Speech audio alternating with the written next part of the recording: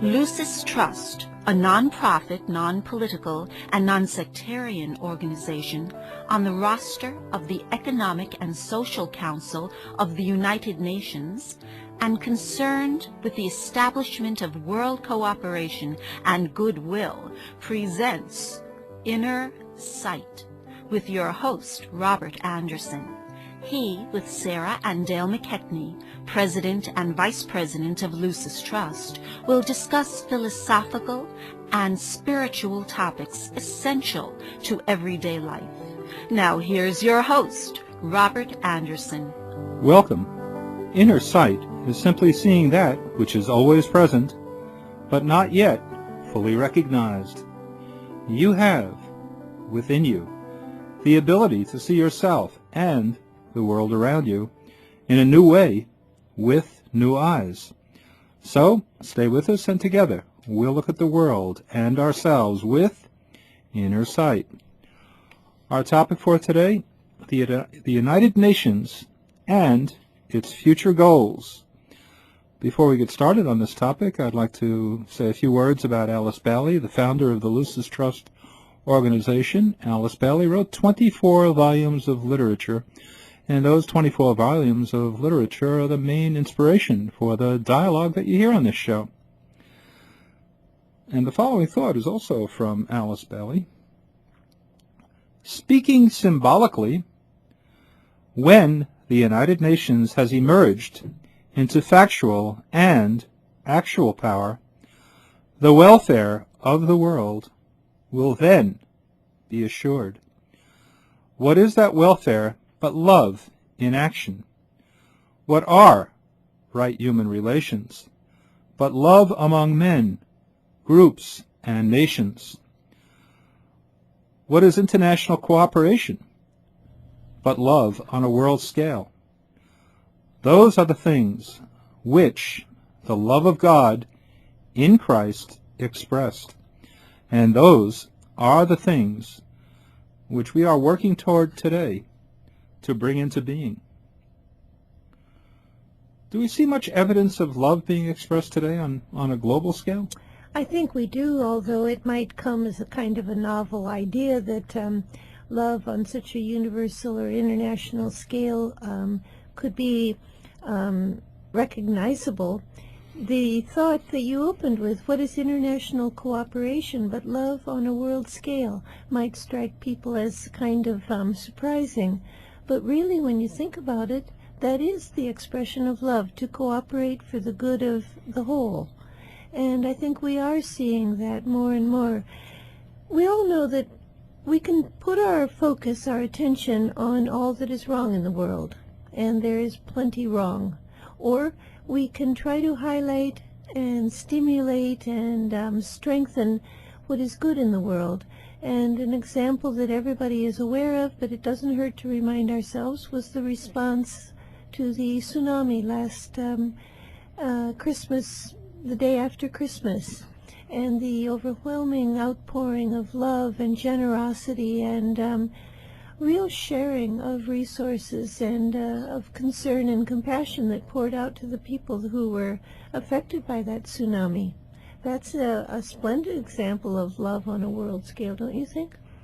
Oh, absolutely, and I think this needs a new definition of love, and because we tend to think of love only as the affectionate, fuzzy Hollywood version. Hollywood version of love.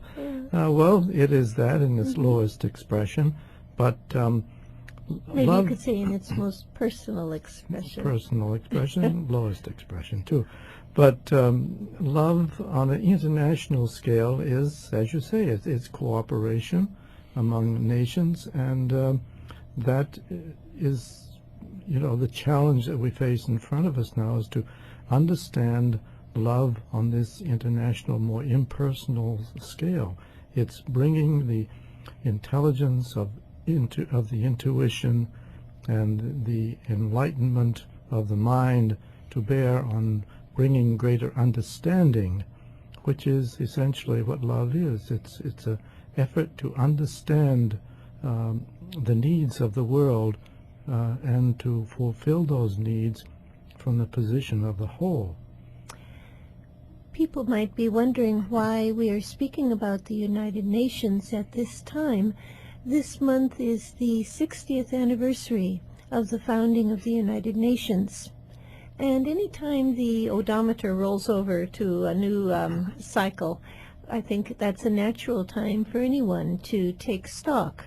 And with the United Nations turning 60, it is taking stock of its successes and of its failures and of its need for change, because to live is to change and grow and adapt and let go of certain characteristics that worked in the past perhaps, but that don't apply to the present and the future.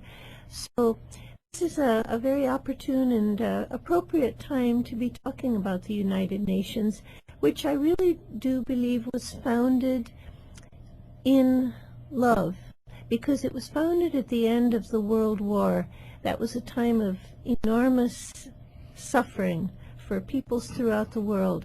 I mean, was it 20 million people who died in Russia alone? Masses of people suffered and died through that war, which Alice Bailey views parts 1 and 2 as just one essential prolonged war. It went on for decades, and it was a time of chaos and transformation on a global scale.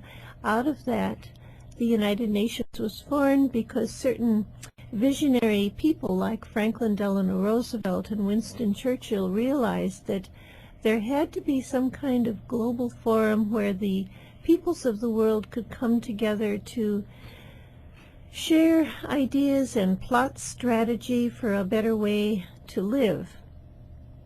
And it might be also helpful to remind everybody that the United Nations is not just a collection of world governments, because the charter of the UN starts out, "We the peoples," not we the governments, but we the peoples. The UN exists and serves and is established on the basis of the people of the world, not just the governments. And I think that's an essential misunderstanding. Yes, that is, and it includes everybody. It's all humanity, and that's another aspect of love. And it's trying to understand, let's say, the love of God that includes the whole. And it's that love that was anchored and expressed by Christ 2,000 years ago, and it's just now beginning to blossom in human consciousness.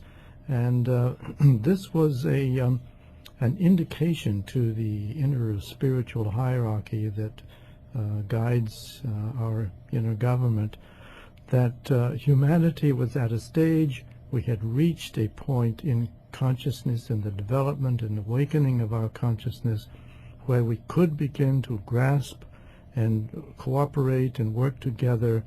And that was a key factor in the founding of the United Nations, because it showed the inner spiritual hierarchy that it was now possible to move forward in this direction.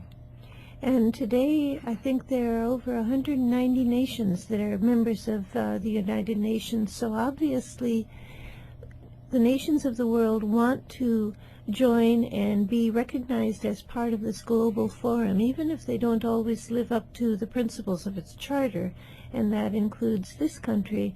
Still, it would be hard to imagine a nation declining membership in the UN. Even Switzerland has reconsidered its position of disengagement with the UN. So it is recognized, at least on face value, as a major world forum. And I think this is an achievement in itself. You might say, well, it's just paying lip service to something, but I think that outer recognition does indicate a regard for the importance of the UN. What it needs now is a refreshment and a renewal of the founding principles. Right, and it's going through quite a struggle at this moment to live up to the goals that they've established. And Kofi Annan has